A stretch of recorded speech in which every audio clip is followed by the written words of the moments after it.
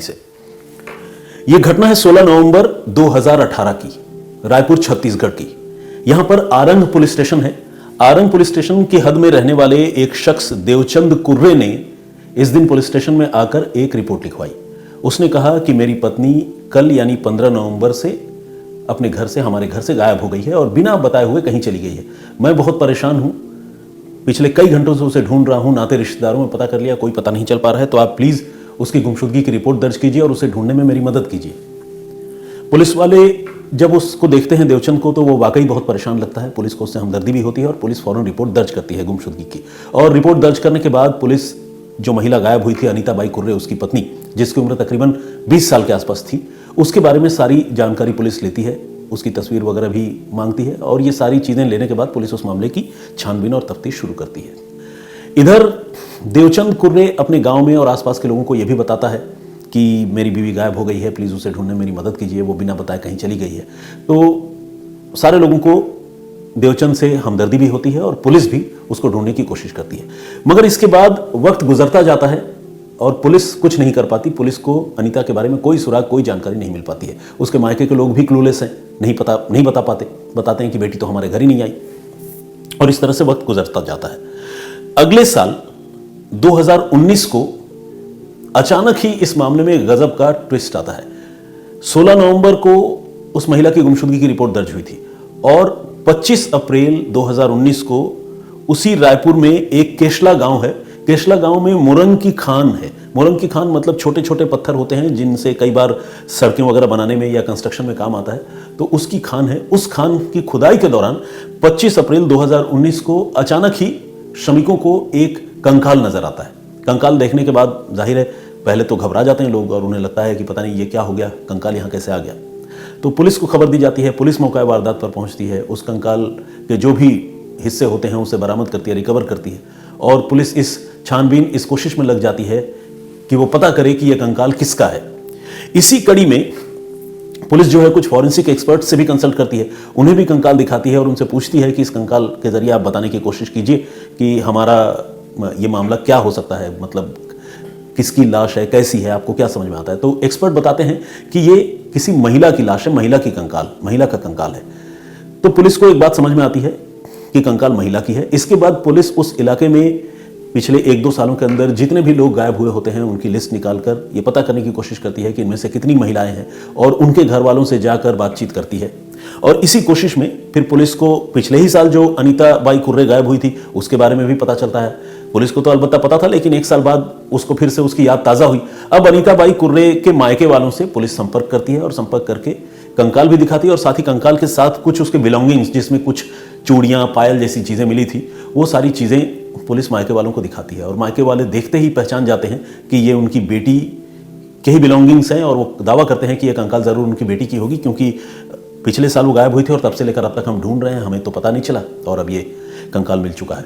तो प्राइमा फेसा ये लगने लगता है कि शायद किसी ने अनीता बाई की हत्या कर दी थी और उसकी लाश जो है इन खानों में दफन कर दी, लेकिन अब वो लाश खुदाई के दौरान बाहर आ गई है। लेकिन इस बात को एस्टेब्लिश करना भी बहुत ज्यादा जरूरी है। सिर्फ घर वालों के जेवर और गहने देखकर दावा करने या क्लेम करने से बहुत कंक्लूसिव तरीके से इस मामले को प्रूव नहीं किया जा सकता है। तो इसीलिए पुलिस जो है वो डीएनए सैंपल इकट्ठा करती है 2019 में। और डीएनए सैंपल इकट्ठा करने के बाद अनीता बाई कुर्रे की जो माँ है, उनसे भी कुछ सैंपल लेती है। कंकाल तो खैर अलबत्ता उनके पास है ही, उससे भी सैंपल एक्सट्रैक्ट करती है। और जब डीएनए की रिपोर्ट आती है इसी साल, अब से कुछ दिन पहले 2022 में, तो वो रिपोर्ट जो है मैच कर जाती है। रिपोर्ट मैच यूं करती है कि पुलिस को पता चलता है कि अनीता बाई कुर्रे ही है जिसका वो कंकाल है और कंकाल के साथ उसकी मां के डीएनए के बैंड्स जो हैं वो मैच होते हैं।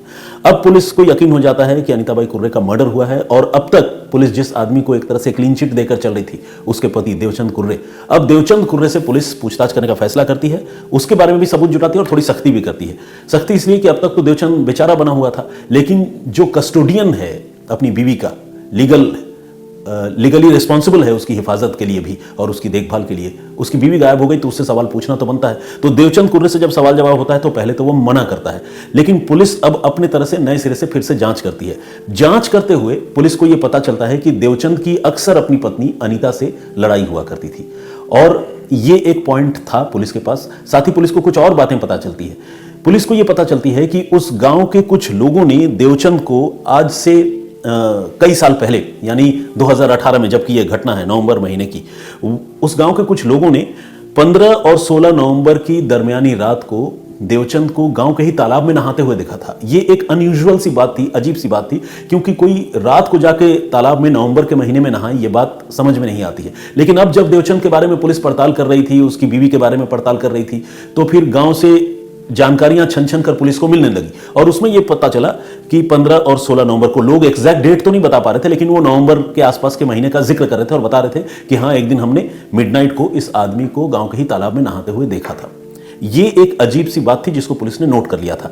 और साथ ही इस दंपत्ति का एक बेटा भी था जो उस वक्त 3 साल का था जब यह घटना हुई थी, अब वो 7 साल का है। तो उससे भी पुलिस बातचीत करती है, सिविल ड्रेस में पूछताछ करती है और वो ये बताता है कि जब उसकी माँ घर से गायब हुई उस समय कोई 3 साल उसकी उम्र थी, लेकिन उसे हल्की उसकी याददाश्त थी और उसने अपने घर के दूसरे लोगों को भी उस समय यह बताया था कि उसके पिता उस समय एक बोरी लेकर रात के वक्त घर से अपने कुछ दोस्तों और भाइयों के साथ निकले थे। लेकिन उस बोरी में क्या था ये अब तक उस बच्चे को भी नहीं पता था, क्योंकि बच्चा तो बच्चा ही है। बाकी घर के लोगों को अगर पता भी होगा तो उन लोगों ने मुंह नहीं खोला था इस बारे में। ये सारी इनपुट जब पुलिस को अलग अलग जगहों से मिली तो फिर पुलिस ने तय किया कि वो देवचंद कुर्रे को पकड़ेगी और उससे सख्ती से पूछताछ करेगी।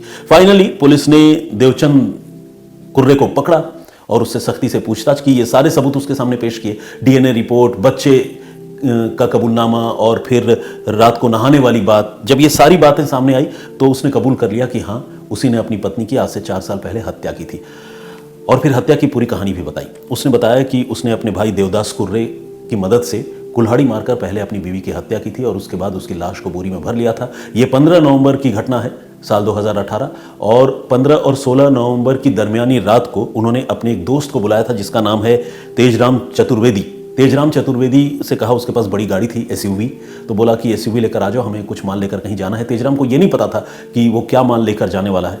और उसके बाद तेजराम जब आया तो इन दोनों भाइयों ने वो बोरी उस गाड़ी के ऊपर रखी और लेकर गए उस खान के पास और वहां पर बोरी गाड़ी से उतारकर गड्ढा खोदकर उसे दफनाने लगे। तब तेजराम को इस बात का पता चला कि बोरी में लाश है, लेकिन चूंकि मामला बहुत गंभीर था और वो भी डर गया ये सब कुछ जानकर देखकर, तो उसने भी चुप्पी साध ली थी और उसने इसके बारे में किसी को कुछ नहीं बताया था। और अब जब पुलिस ने इसको गिरफ्तार कर लिया देवचंद कुर्रे को और देवचंद कुर्रे ने कत्ल की पूरी कहानी बताई, तो पुलिस ने उसके भाई देवदास कुर्रे को भी पकड़ा और तेजराम चतुर्वेदी को भी पकड़ा, जिन्होंने सबूत मिटाने में इस कातिल की मदद की। और एक देवदास कुर्रे तो खैर खुद भी कातिल था, वो अपने भाई के साथ मिलकर उसने कुल्हाड़ी मारकर उस महिला की हत्या की थी, उसके भाई की बीवी की।